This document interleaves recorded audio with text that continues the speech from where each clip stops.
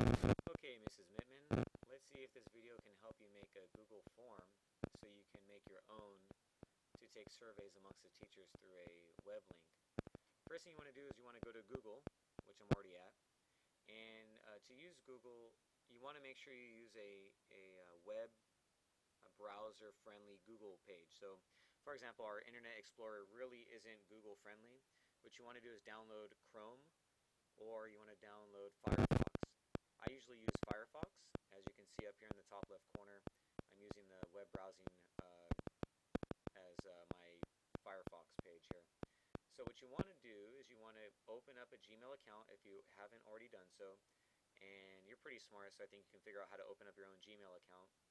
Once you have that, you can go to this little grid on your Google page once you've logged into Gmail. And when you open up that grid, you will have the option to go to your drive.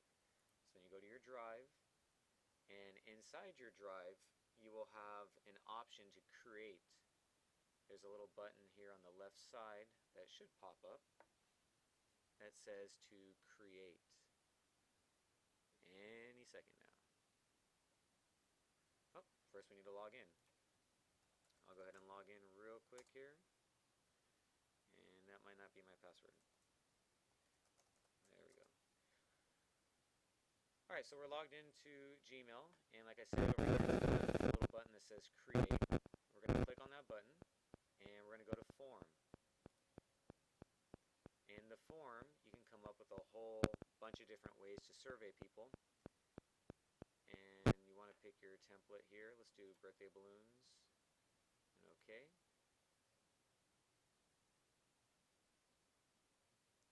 We want to label our form.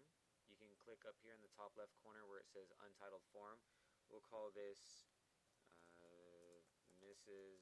Mittman's Tutorial. Click OK. And here you can start typing your questions. I like the paragraph text as an answer, so they can write more than just maybe a couple words. They can actually write sentences and small paragraphs. And if you want the teachers to answer this question before they submit this page, you have to make it a required question. So we'll make this a required question. The first question is, was this tutorial helpful? Question mark. And then here we can do some helpful text to make them better understand that. Please use complete sentences and so on and so forth. And then we'll push done because we're happy with this. This is Miss Mitten's tutorial. Was the tutorial helpful? Please use complete sentences. We want paragraph text for an answer. We want it to be a required question, and push done. If you'd like to add another question, you can push this button here, which is add item, and you can make another question in here. You can have multiple choice, you can have check boxes, you can choose from a list, scale, grid, date, time, and so on. So we are not going to do that, so we'll trash this one. And we are going to send this form. When we send this form, it gives us the opportunity to share it, which we need to copy the link by right-clicking and pushing copy, and then going to done. From here, we can go ahead and open up our email address. For example, we'll go to, I don't know, let's go to School Loop.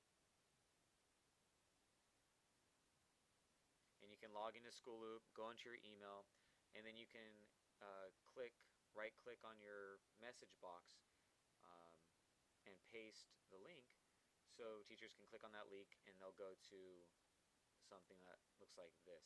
So here's my School Loop. Usually you log in an email, but for the sake of time, you're just going to paste it up here so you can take a look at the form, hit enter so we can go to that web page, and here it is. There's your little form that you made. They type in here, was this tutorial helpful? Yes, this tutorial was helpful. Thank you. If I can type. And then submit. Now that answer will go back to your Google Drive, and when you open up your Google Drive next time, you will see something that says responses Here we have a bunch of stuff in here. We'll scroll down and see if we can find the one that says Mrs. Mittman's tutorial responses. And my lovely computer is going pretty slow here.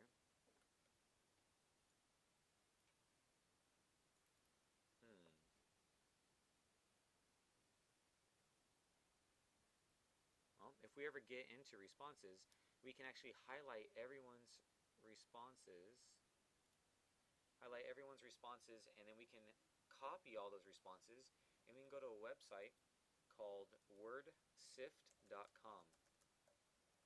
WORDSIFT.com. And this is kind of cool because you can paste a bunch of paragraphs or answers or words into this sifter, and it will show you how often a word came up in that text by making that word or those words larger than the other text that was found in the answers or the paragraphs. Oh, here we go.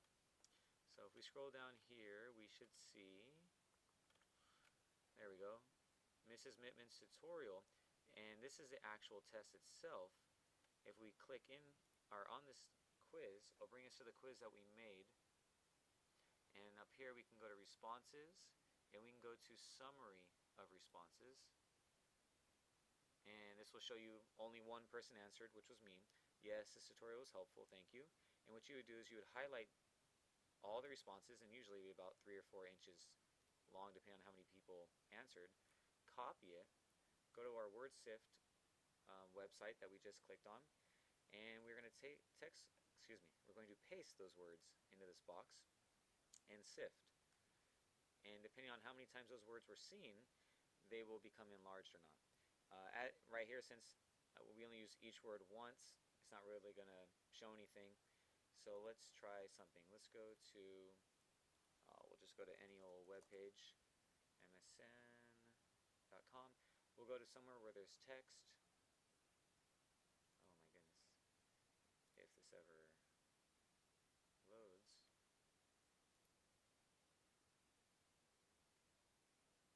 Alright, so let's go to protesters will call for $15 an hour at McDonald's. We'll open that up just so we can use some text inside this word sifter and you can see what it looks like.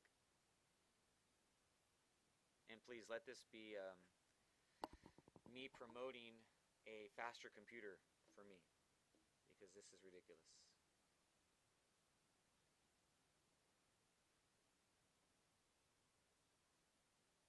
Okay, so we're going to highlight this paragraph and we'll see which words are used more than others. We'll highlight it, copy it by right-clicking and going to copy. Click on our web page, word sifter, paste all that text we just copied, and then we'll sift.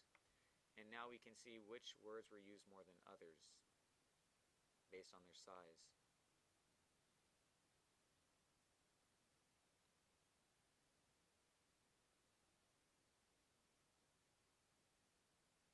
Oh yeah, I'm definitely advertising for a new computer here. Okay, so check out. You can see in that text the word group came up the most and worker, and so I'm assuming that that paragraph had to do something about group and workers and federal, some kind of demonstration about hour and labor and pay. So you can kind of see. So when teachers when teachers answer your survey for the anti-bullying meetings, you can grab all the information, throw it in the word sifter, and you can see all the things that are highlighted in that text. What is the majority of the teachers saying that worked? What is the majority of the things that teachers said that aren't working? And this way you can pull it out real quick as opposed to reading each answer individually. Well, I hope this helps. I'm going to come by and just maybe walk you through this in person and then show you how to access this link so you can watch this 9-minute video, which should have been about 3 minutes long, and you can watch it at your own leisure. Hope it helped.